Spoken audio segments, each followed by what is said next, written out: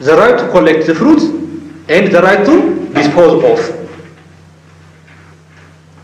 ሶስት ኤሌመንት አይደለ ownership ምን አለው ኤሌመንቱ to use to collect the fruits and to do what to dispose of የሚለው በየትኛው መንገድ ሊሆን ይችላል አሁን use collect fruits ነው የሚለው ሲተረጎም በጣም ሰፊ ነው ስለዚህ እንደዛ ካለ ለለፈው በቃ ownership to use to collect fruit and to dispose of ነው then ownership በባህሪው exclusive ነው ምን ማለት ነው the owner uses the property exclusive of what of others all others ነው others አይደለም the owner uses the property excluding all others ነው ለዛ ነው exclusive ነው የሚባለው ለምንድን ነው አሁን ለምሳሌ possessor uses the property excluding all others ቢል true ነው false ነው possessor uses the property excluding all others ቢል true ነው false ነው ለምን ቢያንስ አንድ ሰው አለ ኦነሩ አይደለ ኦነር ግን uses the property excluding all others ነው ሁለተኛው it's perpetual it's what perpetual ያ ማለት ምንድነው ኦነሩ እስካልፈለገ ድረስ ምን ሊሆን አይችልም ነው ከሰውየው ሊነጠል አይችልም almost it's part of his personality ማለት ነው it's perpetual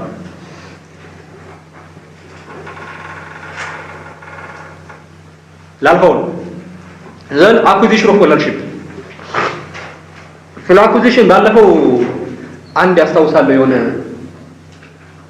occupation ምናምን possession good face ምናምን አስቸ ነበር ለለፈው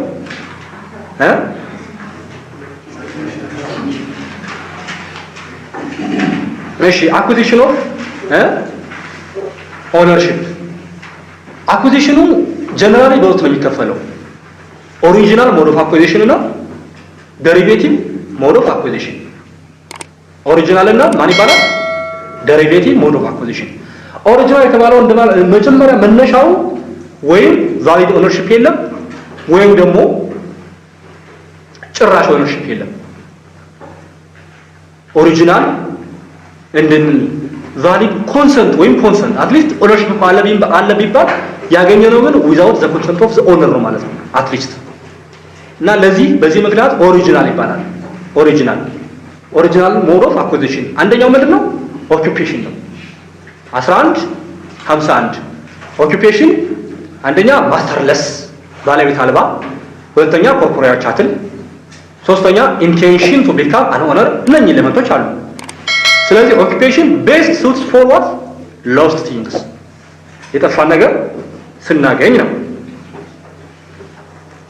ነው ከዛ ኦኩፔሽን ውስጥ ያለውን እንግዲህ 54 ላይ ኦኩፔሽን ማሳወቅ አለበት ለፖሊስ ምናምን ይሄ ግዴታ አለ ከዛ ንብረቱን በእንክብካቤ መያዝ አለበት ምናምን የሚል ነገር እሱን ተመልከቱት አንደኛው ኦኩፔሽን ነው ሁለተኛው ፖሴሽን ኢን ጉድ ፌዝ ነው ስንት 1161 ላይ ፖሴሽን ኢን ጉድ ፌዝ ስቲል ፎር ኮርፖሬት ቻትል ነው የሚሰራው አንደኛው ፎር ኮርፖሬት ቻትል ነው ሁለተኛ there must be a contract ሶስተኛ the contract must be for consideration በዋጋ መሆን አለበት እዛው አርቲክል ላይ ያለው ነው እንትን ኤሌመንት ማውጣ አራተኛውና ትልቁ ኤሌመንት ጉድ ፌዝ must be good faith ገዢ ሲገዛ ባለቤት እንደሆነ በማሰብ ሊገዛ ይገባል ኦልሬዲ ባለቤት መሆኑን ሳያቅ ማን ነው ያወቀ አለመሆኑን ያወቀ የሚገዛ ከሆነ ግን ፖሴሽን ጉድ ፌዝ የለም ስሙ ራሱ ጉድ ፌዝ የሚለው ስለሚጣስ ማለት ነው 1161 ስለዚህ 1161 ፖሴሽን ጉድ ፌዝ መቼስ አሁን ስለ ፖሴሽን በደንብ አውርተን የለ የሚሰራው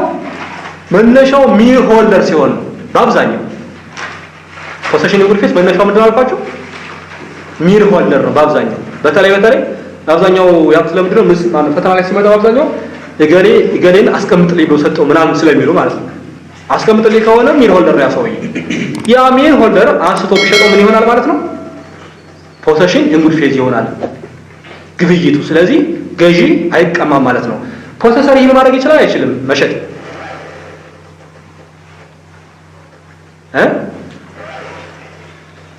ፖሰሰር መሸጥ ይችላል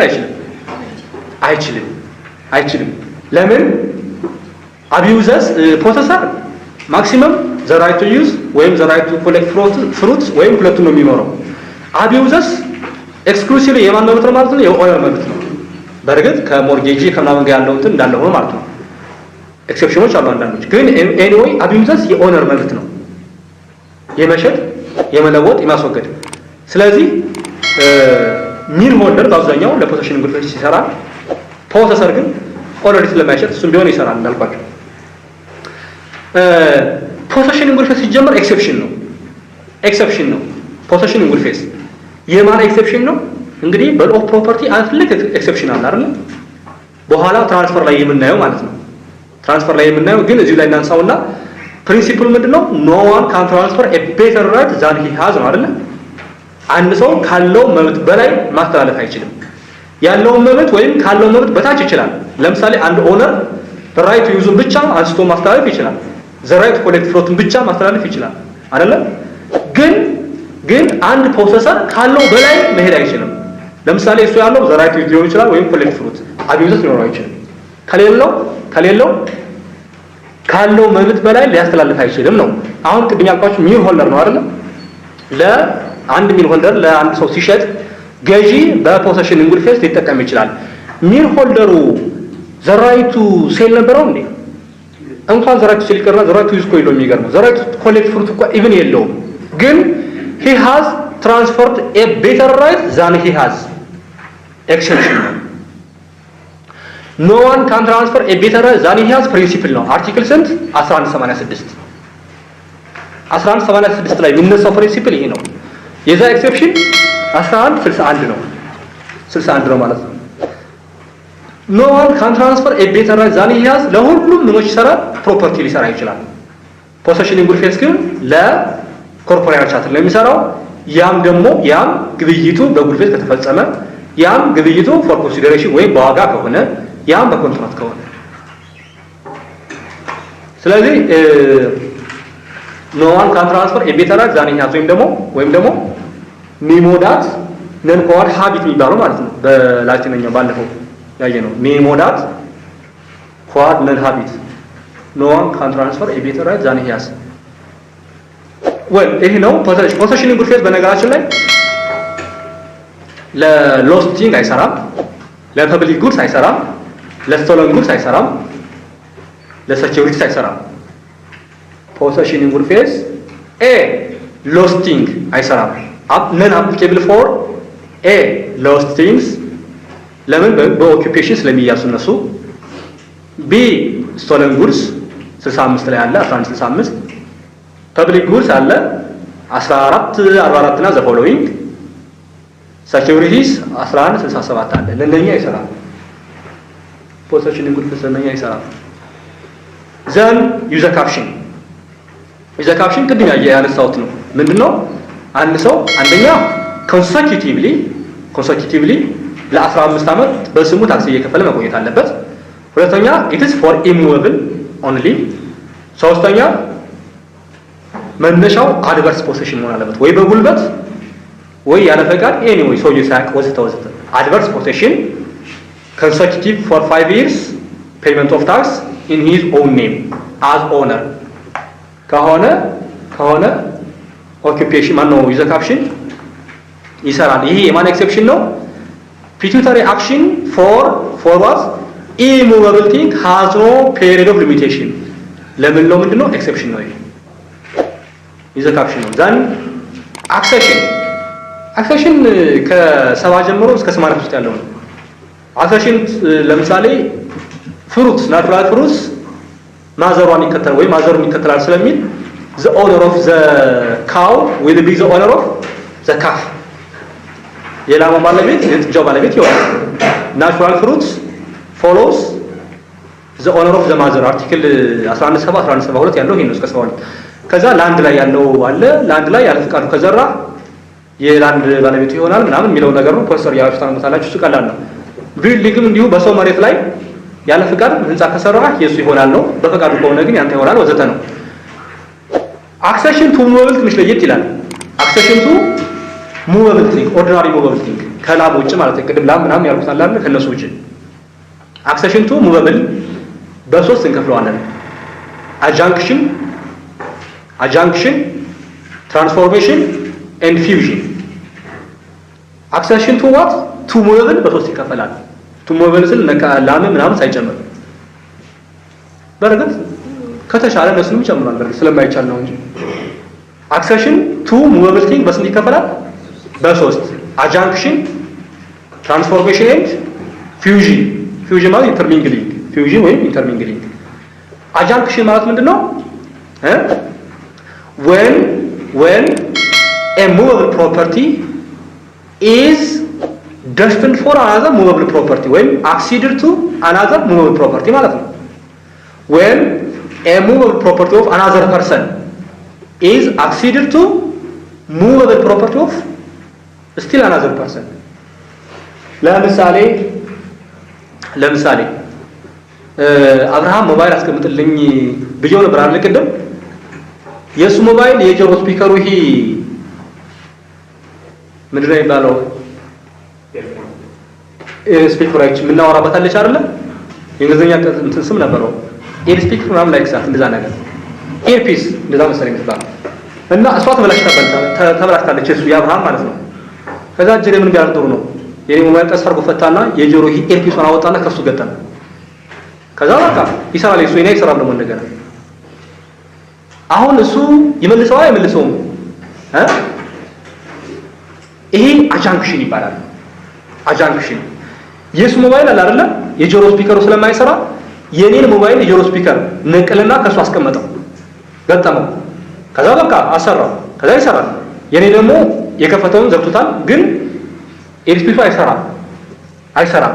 አሁን አብርሃም እዚህ ጋር ኤርፒሱን አውጥቶ የመመለስ ግዴታ የለበትም። ግዴታው ምንድነው? ቫልዩን የመመለስ። ከፈለገ 70 ብር ከሆነ 70 ብር ይሰጠኛል፣ የኤርፒሱ ዋጋ ማለት ነው። ግልጽ ነው አይደል? ይሄ አጃንክሽን ይባላል። አጃንክሽን። ትራንስፎርሜሽን አስቀምጥልኝ ያልኩትን ዕቃ ሙሉ በሙሉ ወደ ሌላ ነገር በመለወጥ ስንሰራው፣ ለምሳሌ አብርሃምን ምን አስቀምጥልኝ ያልኩት? ጣውላ፣ አንድ ሶስት ጣውላዎች አስቀምጥልኝ ያልኩት። ከዛ ጠርቦ ምን ብሎ የሚያምር ጠረጴዛ አደረገው። ይሄኔ ምን ይባላል? ያወጣው ሌበር ከወሰደው ዕቃ ይበልጣል አይበልጥም ነው። አንድ ጠረጴዛ ሲሰራ ስንት ይጨርሳል? አንድ ጠረጴዛ ለማሰራት 1000 ብር ይጨርሳል። እንደየት አይነት ቢላ ያለ አይደል? እሺ 1000 ብር እናድርገው። 1000 ብር ተከፍሎ ትሰራዋለህ። ጣውላው ስንት ያወጣል? 600 ምናምን ከሆነ አንተ ባለቤት ትሆናለህ ማለት ነው። the labor is greater than the object ማለት ነው። ከመጀመሪያው ኦብጀክት ከጠረጴዛው ሳይሆን ከዛኛው ከመጀመሪያው። ይሄ ትራንስፎርሜሽን ነው። ፊውዥን ደግሞ አንዳንዴ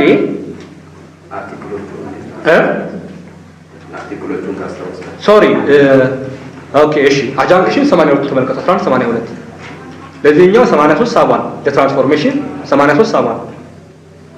አንዳንዴ ደግሞ የተለያዩ ሰዎች ዕቃ ሊቀላቀል ይችላል። ሲቀላቀል ለመለየት የማይቻል ከሆነ ወይም ደግሞ ለመለየት አስቸጋሪ የሚሆን ከሆነ ምን ይሆናል? በጋራ ጆይንት ኦነርሺፕ ሊሆን ይችላል። ለምሳሌ አንድ ኩንታል ዱቄት እዚህ ጋር የኔ ነበረ። ከዛ ደግሞ የሆነ አንድ ኩንታል ዱቄት የስንዴ ዱቄት ነው የኔ፣ የአብርሃም ደግሞ የጤፍ ዱቄት ነበረ። ከዛ ደግሞ የምን ዱቄት ነው? ሌላ ነገር የሆነ ነገር ዱቄት ነበረ። ኤኒዌይ ዝሮ ከዛ ያወቀም ሳያቅ ብቻ የሆነ ሰው ቀላቀለብን፣ ወይም ራሱ ሰውየውም ቀላቅሎ ሊሆን ይችላል። የጤፉ የስንዴው የዛም ተቀላቀለ። አሁን ይለያል አይለይም? መለየት ይቻላል? very difficult። ይሄውን በጋራ ማለት እንችላለን። እና አጃንክሽን፣ ትራንስፎርሜሽን ኤንድ ፊውዥን እነዚህ አሉ። ትንሽ ለየት የሚሉት እነዚህ ናቸው እንጂ ሌላው በጣም ቀላል ነው። ዌል አኩዚሽን፣ ኦሪጂናል ሞድ ኦፍ አኩዚሽን ይሄ ነው። ዴሪቬቲቭ ትራንስፈር ነው። ባለፈው እንዳየነው ትራንስፈርና ትራንስፈር ብቻ ነው። ዴሪቬቲቭ ለምን ተባለ? ኦነርሺፑ የተገኘው ከሌላ ኦነርሺፕ ነው። ከሌላ ፉል ኮንሰንትድ ኦነርሺፕ ነው የተገኘው። ከሌላ ፉል ኮንሰንትድ ኦነርሺፕ። በነገራችን ላይ ኦነርሺፕ ሁለት ይከፍላል አይደል? አልቲሜት ወይም ቤር ወይም ኔት ኦነርሺፕ አንደኛው ነው። አልቲሜት ወይም ቤር ኦነርሺፕ ወይም ኔት ኦነርሺፕ። ሁለተኛው ደግሞ ፉል ኦነርሺፕ ነው። አልቲሜት ወይም ቤር ወይም ኔት። አማርኛው ሌጣ መሰለኝ ነው፣ ሌጣ ባለቤትነት። ይሄ ምንድነው? ለምሳሌ ቅድም እንዳልኳችሁ ዘ ራይት ቱ ዩዝ፣ ዘ ራይት ቱ ኮሌክት ፍሩት እና ዘ ራይት ቱ ዲስፖዝ አለ አይደለም? ምናልባት ዘ ራይት ቱ ዩዝ እና ዘ ራይት ቱ ኮሌክት ፍሩትን ሌላ ሰው ሰጣችሁት ከሆነ ዘ ራይት ቱ ዲስፖዝ እናንተ ጋር ካለ ዩ አር ቤር ኦነር ወይም አልቲሜት ኦነር ወይም ኔት ኦነር ትባላላችሁ። ኔት ኦነር ግን ዘ ራይት ቱ ዩዝ ቱ ኮሌክት ፍሩት እና ይሄ ዘ ራይት ቱ ዲስፖዝ እኔ ጋር ከሆነ ግን ፉል ኦነር ወይም ኮምፕሊት ኦነር። ለምሳሌ አሁን ሁላችሁም ዊዝ ሪጋርድ ቱ ዩር ሴልፎን ፉል ኦነርሺፕ ናቸው። ማንም የተጠቀመ ስላልሆነ ከእናንተ ውጭ ማለት ነው። አዲስ ታይም እገር ነገር ይላል ሰውዬ ነው ወይ? ስለዚህ ትራንስፈር ብቸኛው ደሪቬቲቭ ሞድ ኦፍ አኩዚሽን ነው። ደሪቬቲቭ ፕሪንሲፕሉ ኖ ዋን ካን ትራንስፈር ኤ ቤተር ዛን የተያዘ ነው። ስለዚህ ትራንስፈር ያለህን መብት ነው ማስተላለፍ የምትችለው ያለህን ብቻ። ኤክሰፕሽን ግን ቅድም እንዳልኳችሁ ፖሴሽን ኢን ጉድ ፌስ ላልፈው ነው። እሺ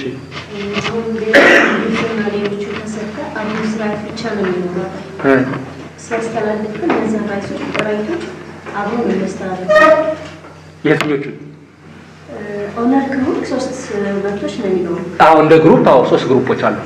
እሺ ዩዘርስ ፍሩክተስ እና አቢዩዘርስ። እሺ አቢዩዘርስ ራይት አለ።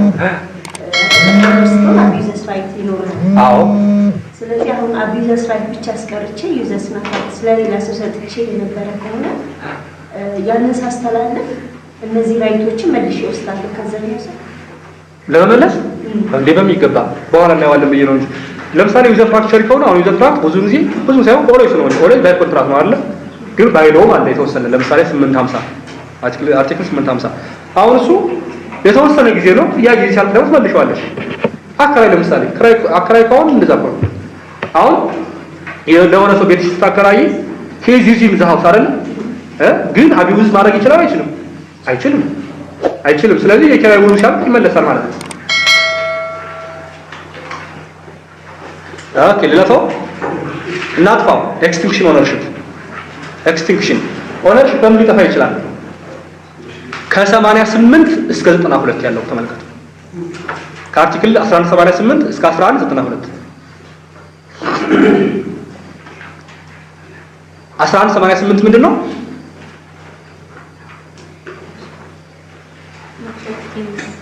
እሺ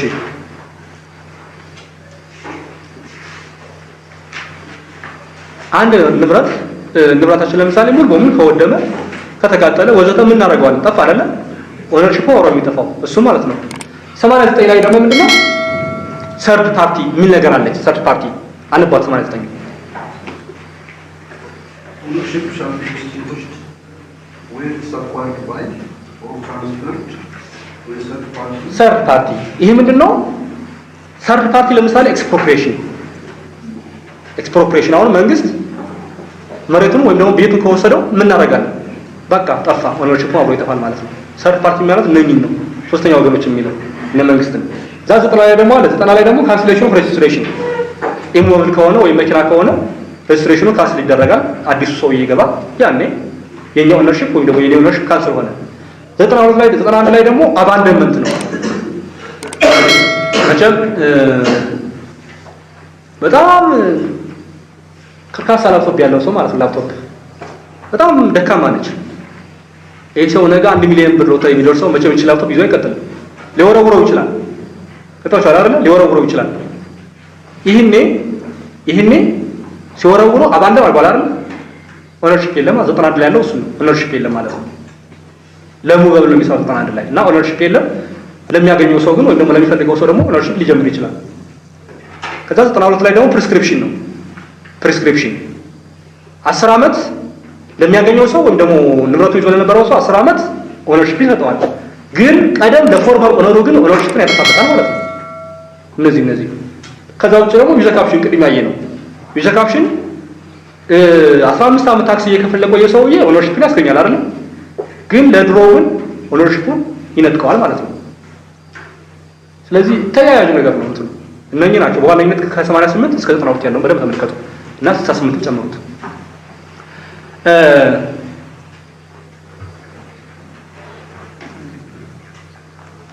እሺ 8 ደቂቃ ነኝ። ስለዚህ አንድ ነገር ነው አሁንም ያለፍኩት አለ ቅድም ሪስትሪክሽን ቱ ኦነርሺፕ። ይሄ በጣም ወሳኝ ፖይንት ነች። ሪስትሪክሽን ቱ ኦነርሺፕ ኦነርሺፕ በጣም ሰፊ መብት ነው ብለን ነበር አይደል? ግን እኮ ሊገደብ ይችላል። አንደኛው የሚገድበው ለምሳሌ ያክል ማለት ነው አንደኛው ኤክስፕሮፕሪዬሽን ነው። እሱማ ሎስም ያደርገዋል ጭራሽ መገደብ ብቻ አይደለም። ግን ሪስትሪክት ግን በኮንትራክት ሊሆን ይችላል። ለምሳሌ ዊዝ ፍራክቸሪ እንዲሁም ባይለው ሊሆን ይችላል። አርቲክል 14(10) እንመልከት። 14(10)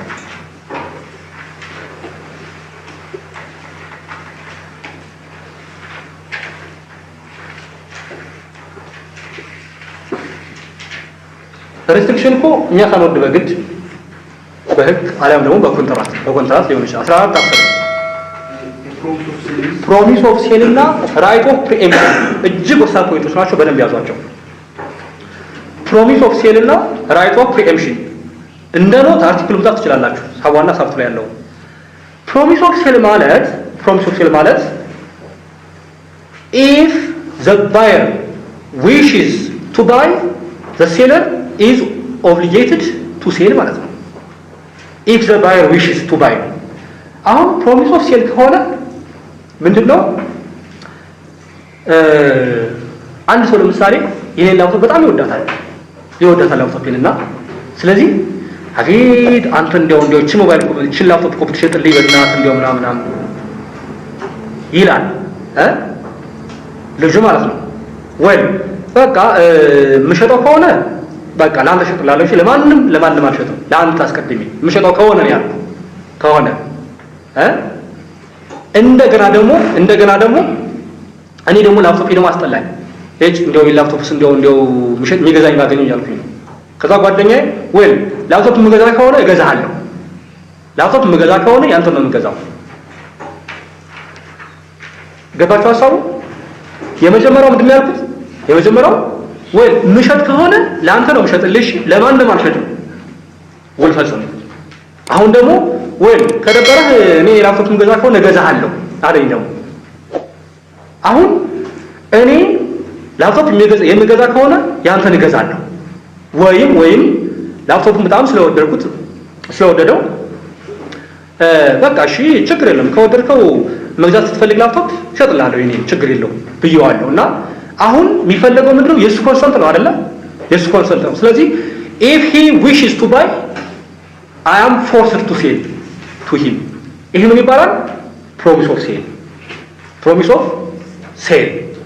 ግን if I want to sell I will sell to you primarily ምንድነው preemptively ማለት ነው።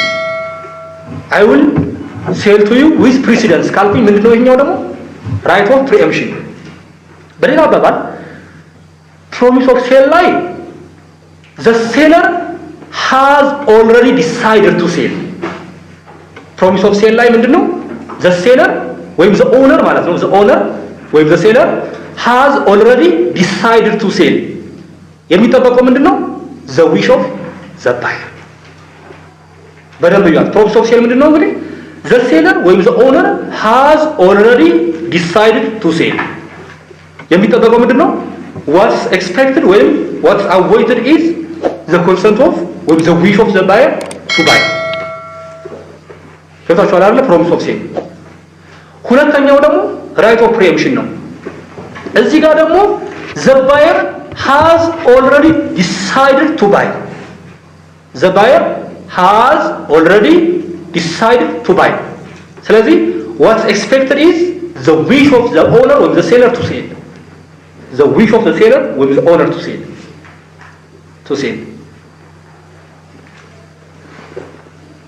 ግልጽ ነው? አዎ ይሄ ነው እንግዲህ ይሄ። ስለዚህ ይህ ውል ነው። ይህ ውል ኦነርሺፕን ይገድባል። ይህ ውል በነገራችን ላይ it must be made in writing። ሁለቱም right of preemption promise of sale in writing መሆን አለበት። in writing መሆን አለበት። in writing ብቻ አይደለም፣ በጽሁፍ ውሉ ውስጥ ታይሙና ፕራይሱ መገለጽ አለበት።